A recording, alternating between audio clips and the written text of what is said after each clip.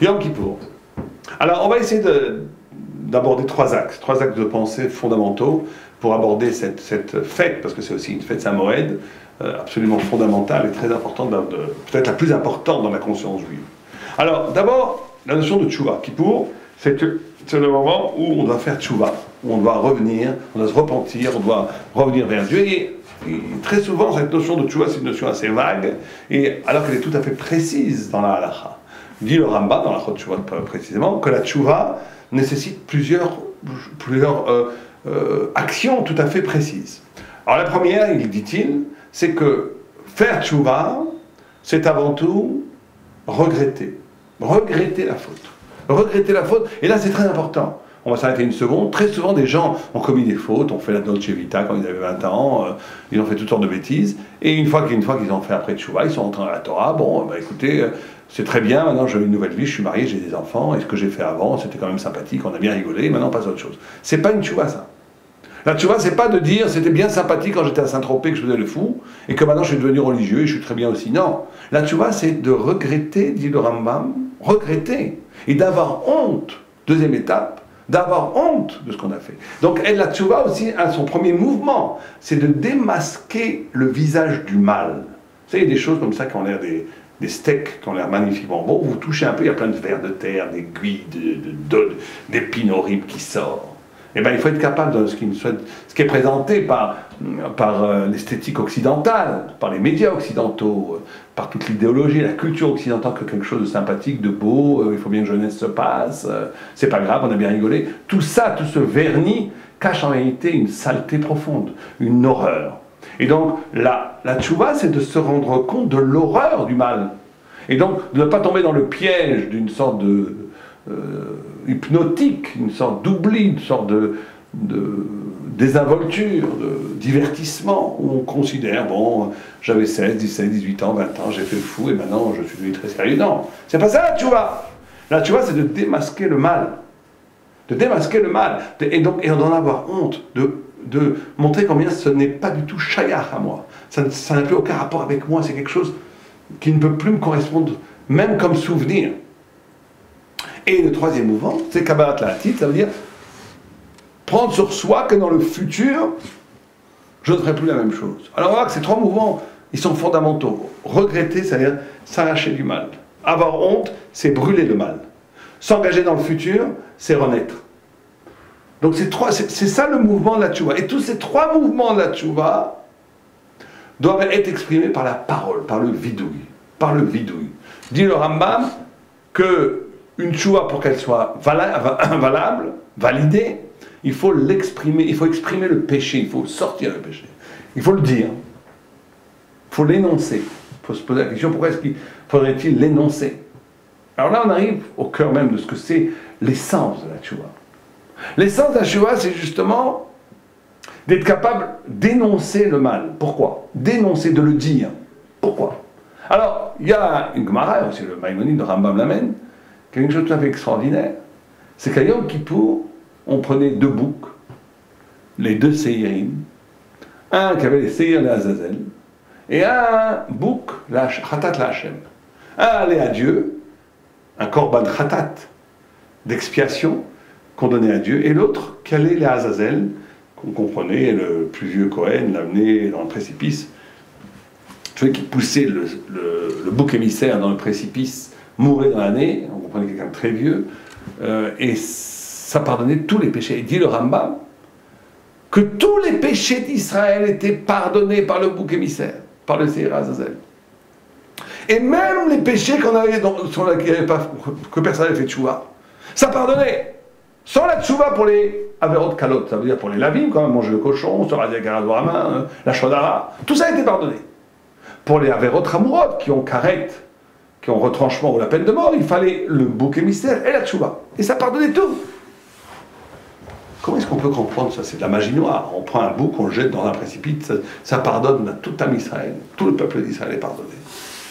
Et quel rapport entre ces deux boucs qui sont, d'après la halakha, qui doivent être identiques, absolument les mêmes, en couleur, en poids, en valeur, doivent être les mêmes. On doit ne pas pouvoir les différencier.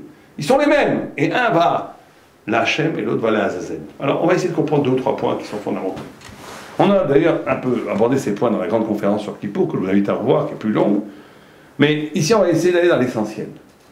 D'abord, ce mouvement de pardon, et regardez comment c'est significatif, c'est de comprendre que le mal est extérieur à moi. Cette notion de prendre le Seir Azazel, le bouc émissaire, de le sortir de Jérusalem.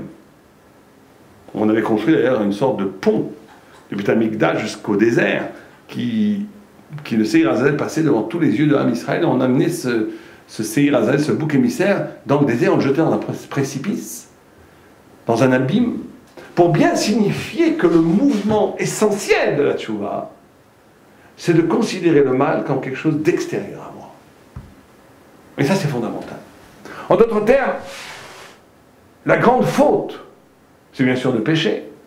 La grande faute, c'est bien sûr d'avoir des mauvaises midotes, des traits de caractère négatifs, d'être coléreux, d'être radin, d'être envieux, tout ça, c'est affreux. Mais la plus grande faute, beaucoup plus grande que ça, c'est de considérer que ces traits de caractère, ou que ces avérotes, ou ces transgressions, font partie de mon être. Ça, c'est la plus grande faute qui est pratiquement impardonnable. Il n'y a pas de pardon. En d'autres termes, si quelqu'un vous dit, vous dites à quelqu'un, mais t'es radin, il dit, moi je suis né comme ça. Quelqu'un vous dit, mais arrête-toi de te mettre en colère. Il dit, mais moi je suis coléreux, c'est ma nature, qu'est-ce que tu veux? Quelqu'un te dit, mais arrête d'être jaloux, ça suffit d'être jaloux. Il dit, je suis jaloux, je suis né jaloux. Ça, c'est le pire des péchés impardonnables. Pourquoi? Parce qu'il trahit Dieu. Il trahit Dieu. Dieu a créé l'âme est pure. L'âme n'a pas de jalousie, l'âme n'a pas de colère, l'âme n'a pas de radinerie, l'âme est généreuse. L'âme aime les hommes, elle aime tous les hommes, puisque tous les hommes sont des parcelles du souffle divin, et qu'elle-même, elle est un parcelle du souffle divin. Donc il y a une intimité, une identité, une fraternité universelle. La vraie fraternité universelle ne peut passer que par la spiritualité. Et donc toutes ces choses-là qui sont la jalousie, la colère, la haine, la radinerie, le lachonara, la malveillance, toutes ces choses-là sont des choses qui sont complètement étrangères à l'âme, donc à l'identité profonde de chaque juif. C'est des choses qui sont venues après, qui sont collées.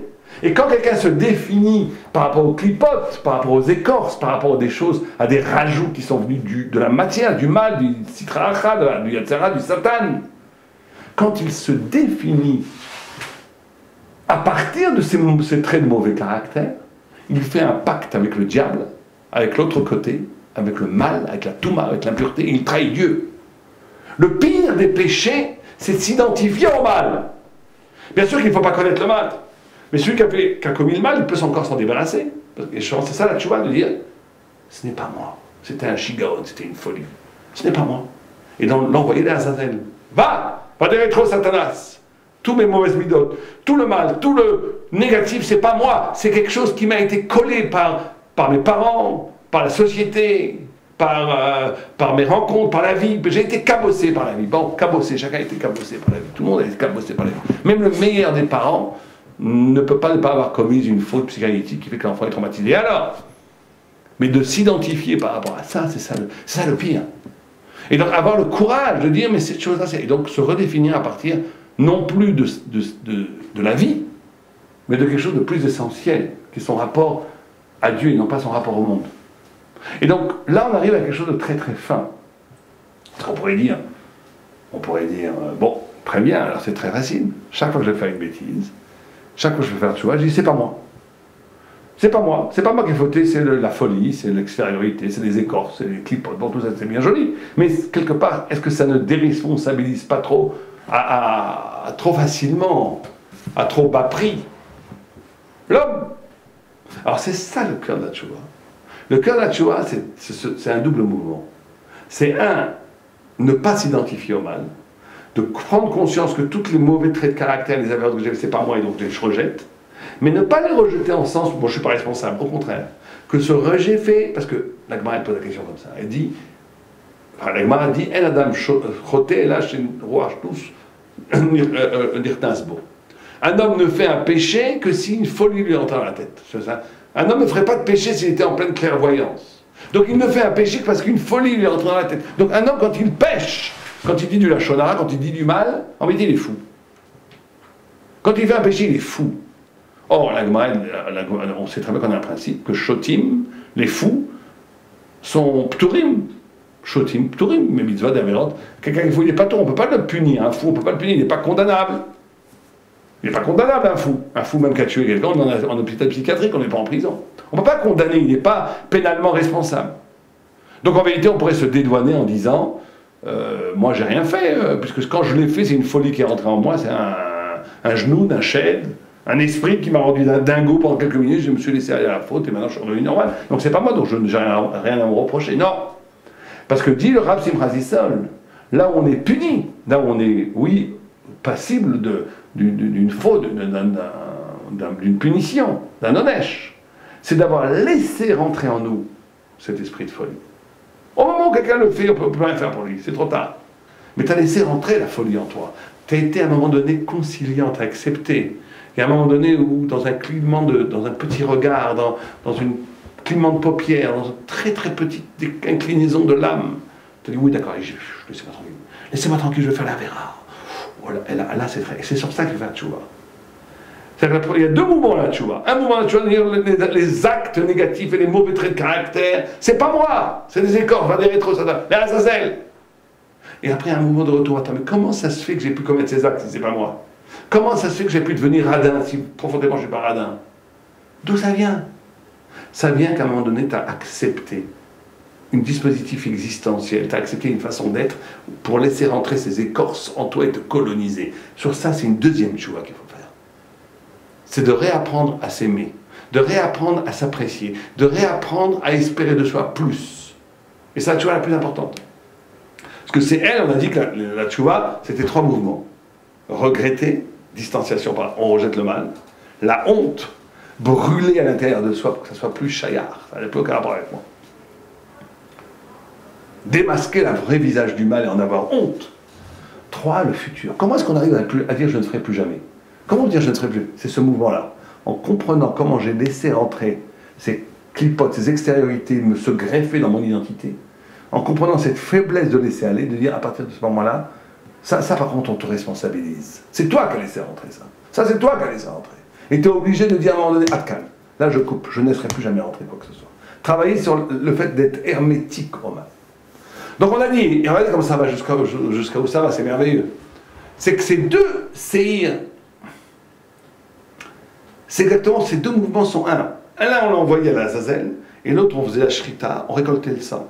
Et le sang on le jetait sur la parochette, sur le rideau qu'il y avait dans le Saint des Saints, l'endroit le plus saint entre les deux badim, entre les deux barres qui portaient l'arche sainte, qui était dans le Saint des Saints, l'endroit le plus intime où on ne rentrait qu'à Kippour. C'est-à-dire que le mouvement d'extériorisation renvoie au mouvement d'intériorisation. La Gemara dit que le sang du saïr, le sang du bouc, est le sang qui ressemble le plus au sang de l'homme. C'est-à-dire que quand les frères de Yosef ont vendu Yosef, ils ont apporté la tunique qu'avait offert Yaakov à son fils Yosef, magnifique tunique. Et ils l'ont trempé dans du sang de bouc parce que Yaakov était expert dans les sangs. Il aurait vu que c'était du sang de vache, c'est pas du sang d'homme. Et là, il a cru que c'était le sang de son fils. C'est que le sang du bouc et le sang de l'homme, c'est les mêmes. Et donc, quand on dit qu'on prend ce sang et qu'on le déverse dans le Kodesh HaKodashim, dans le Saint des Saints, dans le lieu le plus intime, c'est-à-dire qu'on arrive absolument à l'intériorité la plus palpitante. En d'autres termes, le mouvement de la tchouva, il est double. Un mouvement d'extériorisation. La faute, c'est pas moi, dehors. Je ne suis pas défini par le mal. Je ne suis pas défini par les traumatismes psychanalytiques que j'ai reçus dans la vie. Je ne suis pas défini par la société, ni même par mes parents. Je ne suis défini... Tout ça, c'est de l'extériorité. Je le jette.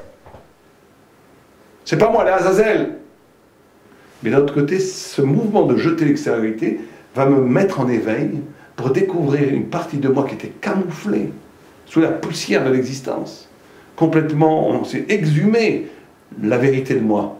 Quelque chose qui était enfoui, qui est une façon d'exister, d'une présence, qui n'est plus une présence au monde, mais une présence à Dieu, une présence à la vérité, une présence à soi, une présence la plus délicate possible. Et c'est un éveil, et c'est une renaissance, la tchouva. On renaît, c'est une renaissance. Et donc c'est ce double mouvement qui fait que je deviens un homme nouveau à Yom Kippour. Et c'est ce qu'il faut faire, c'est une mitzvah positive de la Torah de faire tchouva à Yom Kippour. C'est pas juste une option. C'est pas juste une option. On est obligé de faire tchouva. C'est très intéressant de dire qu'on est obligé de se repentir. Il y a une obligation de se repentir. L'obligation de se repentir, elle caractérise tout ce qu'on vient de dire. L'obligation, c'est un impératif qui vient du haut, qui m'oblige à revenir à moi. Tchouva, chav, c'est de venir à soi. Revenir à la part de soi qui n'a jamais trempé avec le mal, qui est resté pur. Et de l'identifier comme le vrai moi-même. Comme le vrai moi-même. C'est ça le mouvement de la tchouva. Et c'est très intéressant de voir que ces deux séirs, ces deux boucles devaient être exactement les mêmes. Al-Pi Halacha. Même couleur, même hauteur, même grandeur, même grosseur, même valeur. Tout pareil. Et qu'un va pour Dieu et l'autre va pour les Azazel. Or, il n'y a pas de plus grande différence entre Dieu et les Azazel. Attends. C'est-à-dire le coefficient différentiel, si on voulait parler un peu savant, il n'y a pas de coefficient différentiel dans la Torah plus grand que celui que la Hachem ou la Azazel. Il n'y en a pas. Il n'y en a pas. C'est vraiment les deux extrêmes. Enfin, c'est Dieu englobe tout, mais en tous les cas pour nous, dans l'appellation de Dieu, Dieu c'est l'absolu tout, et Azazel c'est le mal, c'est l'extérieur, c'est le mensonge, la vérité, le mensonge. Tout ce que vous voulez. Il fallait qu'ils soient les mêmes. Et cette différence, cette identité plutôt, faisait apparaître la plus grande différence. Très intéressant de réfléchir à cela. Comment se fait-il que l'irruption de la différence la plus radicale naisse précisément au cœur même d'une ressemblance? Quand le Cohen travaillait pour choisir les deux boucs, il travaillait sur la ressemblance, pas sur la dissemblance. Et pourtant, de cette ressemblance-là va sortir l'extraordinaire dissemblance, la Hachem ou la Azazel. Comment ça se fait? Le paradis nous explique la chose suivante. Ce qui dit qu'il n'y a pas que la vraie, qu'on n'est plus des enfants. Il faut arrêter d'être des enfants. À un moment donné, il faut comprendre la différence entre le bien et le mal, entre ce qui est vrai et ce qui est faux, entre ce qui vaut le coup de vivre et ce qui ne vaut pas le coup de vivre. Il ne faut pas le comprendre parce que ça a l'air joli, ça a l'air moche. Parce que l'un il est noir et l'autre il est blanc, parce que l'un il est gros et bien portant et que l'autre il est frénétique. Non, non, non! Non! Là, on parle que toutes ces différences qui sont superficielles, il faut les abolir. Il faut les abolir. On ne va arriver à la véritable liberté de choisir entre le bien et le mal. À la véritable liberté d'être un homme de grandeur ou un homme de petitesse. Que quand on va arrêter avec toutes ces histoires. Il faut arrêter de croire que le bien, il est forcément dans des choses externes. On va se mettre un frac, on va se mettre un grand chapeau, on va se mettre une grande... Il y a des gens aujourd'hui, ils font tchouva, ils se mettent déjà toute la part. Ils ont acheté, là, pour 200 €, ils ont acheté tout le costume qui va avec. Voilà, ça y est, je suis devenu un chassid. Non, mais ça va pas être. C'est pas ça faire tchouva. C'est très bien de faire ça, c'est entre la Torah. Mais faire tchouva, c'est pas de se déguiser. Faire tchouva, justement, c'est se déshabiller. Ça veut dire d'arrêter d'avoir des références extérieures. C'est de comprendre que la différence entre le bien et le mal, elle se joue à un niveau où on ne voit plus la différence entre le bien et le mal de façon extérieure.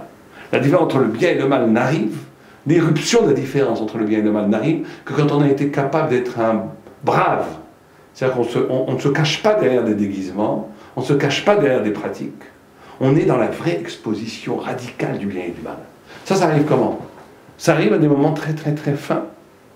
À des moments où il s'agit plus de... Il s'agit à un moment donné, est-ce que je fais la chose en pur secret à moi-même pour Dieu ou bien pas pour Dieu? Là, je peux faire avancer un petit peu mes histoires en disant juste un mot pas très sympa sur quelqu'un. Mais c'est pas grave, personne ne va m'entendre que... Et moi, ça, si j'arrive à descendre l'autre, même très intelligemment, on semble il est très bien, mais il y a quand même un petit problème. Si je fais ça, l'eau les toilettes, pas parce que c'est permis, mais parce que je fais avancer mes affaires, alors là, on peut avoir tous les chapeaux et toutes les barbes du monde, ça n'aidera pas. La vraie différence entre le bien et le mal, c'est cette capacité du radical.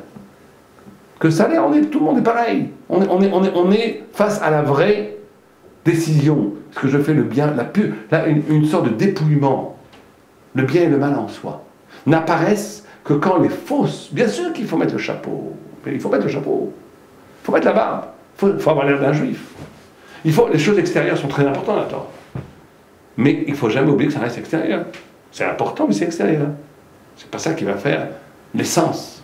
Donc c'est très important de revenir à une existence où je suis capable de repérer le bien et le mal, de choisir entre le bien et le mal, en dehors et plus fortement que tous les dispositifs sociaux, psychologiques, mondain qui m'entoure. Et c'est ça Kippour. Kippour, on y va sans chaussures, pas sans chaussures en cuir, on va avec un habit blanc comme un ange, on est dépouillé de tout, on ne mange pas, on ne boit pas, on ne parle pas de bêtises autour de soi, on est absolument dans le dépouillement le plus radical. Et on est face à Dieu.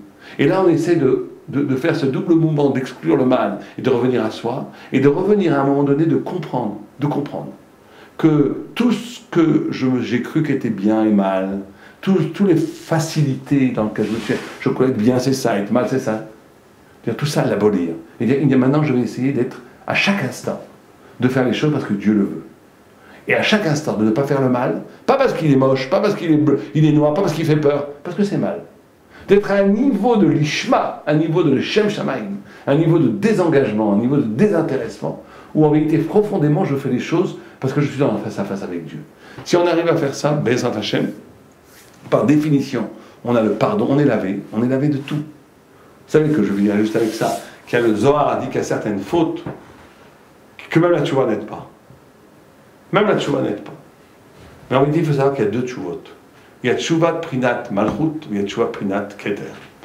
C'est la Kabbalah, il y a la plus basse sphira, la plus haute sphira. Malchut, ça veut dire qu'une des dimensions de la tchouva, c'est de donner de l'honneur à Dieu. C'est de donner de l'honneur à Dieu. Quand quelqu'un, il était un turbulent qui n'écoutait pas son roi, et qui le jour où il se soumet au roi, eh ben ça amène une grande gloire à Dieu. C'est une grande capara. C'est comme ça que d'ailleurs Moïse a réussi à avoir le pardon du peuple d'Israël. Il dit Pen yomro. Si tu ne pardonnes pas le peuple juif dans le désert quand Dieu voulait tuer tout le peuple juif après le Vaudor, si tu ne leur pardonnes pas, le monde va dire que tu les as égorgés dans le désert, tu n'as pas pu les soutenir. Et Dieu a dit ça l'article de Varecha, j'ai pardonné comme tu l'as dit. Ça veut dire qu'ici, un des leviers de la tchouva, c'est le kavod Hashem, c'est l'année du kavod, c'est malchut, c'est le reconnaître comme roi. Ça veut dire que quand on se soumet au roi, on le rend roi. Ça mène une grande capara. Il faut bien comprendre que cette notion de tchouva est essentielle à la tchouva elle-même. Quand on fait tchouva, il faut aussi penser qu'on fait un kiddush Hashem, qu'on sanctifie le nom de Dieu. Chaque fois qu'on fait tchouva, on s'annule devant Dieu, on s'abaisse devant Dieu, on le rend notre roi et nous on se rend battel, on n'existe plus. Et ça amène une capara énorme. Mais certaines tchouva, certaines averot, ne sont pas expiées avec ça, ça ne suffit pas. On peut faire toute cette tchouva tant qu'on veut, ça n'enlèvera pas le péché. Certains péchés que je ne vais pas nommer ici, mais c'est un péché très grave. Notamment ceux qui ont des relations illicites, certaines relations illicites. Enfin, notamment. Donc ça ne sera pas pardonné, ça ne sera pas pardonné par ça. Mais il y a une tchouva qui pardonne ça. La Shmirat Abrit, il y a une tchouva qui pardonne ça. C'est la tchouva prinat keter. Keter, ça veut dire la couronne. Ça veut dire qu'à un moment donné, où j'annule toutes le keter, ce qui est au-dessus de la chorba. Vous savez, dans les sphères, dans les sphères kabbalistiques, la plus haute sphère, c'est keter, c'est la couronne. Juste en dessous, c'est la chorba, l'intelligence. C'est quelque chose qui est au-dessus de l'intelligence. C'est le ratson, c'est la volonté de Dieu. C'est quelque chose qui n'est pas logique, qui est rationnel, qui dépasse, qui est en amont, qui est la chose qui permet qu'il y ait une intelligence. C'est plus grand que l'intelligence, c'est plus haut que l'intelligence. Quelque chose de l'abandon total de toutes les formes d'intelligence. Or, quand quelqu'un fait cette chose dont on a parlé avant, ça veut dire qu'il s'identifie, c'est une sorte de mikvé, comme dit Rabbi Akiva, Shrechem Israël, soyez heureux Israël, Lifnei atamitarim, devant qui vous vous purifiez, Lifnei mikvé Israël, Akadosh Baruch mikvé Israël, Dieu est le mikvé, le bain purificateur de tout âme Israël. Le bain purificateur, quand je rentre dans un bain, je deviens une partie de l'eau, je suis annulé, je suis comme dans l'eau. C'est comme si j'étais béni dans la lumière de Dieu à Kippour. Ça, c'est une chouva qui lave tout. Mais c'est quoi baigner dans la lumière de Dieu? Mais dans la lumière de Dieu, ça veut dire qu'à un moment donné, j'annule toute velléité de volonté. Je n'ai plus de volonté. Je ne vis plus la vie pour moi. Je ne fais plus les choses pour mon intérêt. Je ne fais plus les choses parce que j'ai intérêt, même un spirituel à avoir. Je ne fais même plus les choses pour avoir mon salut. Comme disaient les chrétiens, pour avoir un olam, pour avoir une place au paradis. Non. Je fais les choses parce que j'ai réussi à me connecter avec la lumière divine et je suis devenu un des faisceaux de la lumière divine. Alors c'est le plus haut niveau, c'est très dur, on est d'accord. Mais chacun peut le dire à son niveau, ça. Chacun peut ressentir à Kippour qu'il est annulé en tant qu'individu et qu'il devient une partie de Am Israël, et Am Israël lui-même est une partie de la lumière de Dieu. Alors quand on vit ça, quand on décide de consacrer sa vie pour essayer que sa vie elle-même soit un des vecteurs de la lumière divine dans le monde, et qu'on s'annule toute velléité personnelle. On ne fait pas ça pour soi. On fait ça pour que la Torah, la lumière de la Torah apparaisse dans le monde, pour la volonté de Dieu apparaisse dans le monde. Donc on est annulé, on devient une sorte de parcelle de lumière. Quand on fait ça, on est lavé de tout, puisqu'on est désincarné de ce qu'on a fait. On n'est plus dans le même monde. On est lavé de tout, même les péchés les plus graves sont pardonnés. Et ça, c'est le deuxième, c'est le niveau de Kippour. Kippour, c'est Keter. Keter, il faut essayer à Kippour. Rosh Hashanah, c'est Malchut. Kippour, c'est Keter. Il faut essayer véritablement à Kippour de ressentir cette notion d'annulation. C'est pour ça que c'est vraiment pas le jour où on doit parler de bêtises dans la synagogue, les gens, même si on est fatigué, même si le temps paraît long, si les prières paraissent longues des fois dans les synagogues, on doit être dans une méditation avec Dieu et prendre une décision intérieure de consacrer son existence, sa flamme, sa puissance, toute son énergie, toute sa force, tout son objectif dans l'existence, c'est d'essayer d'être le reflet de la volonté de Dieu, et ça mène à pardon total, à Nova Aleinu, à Kol Israël. Amen.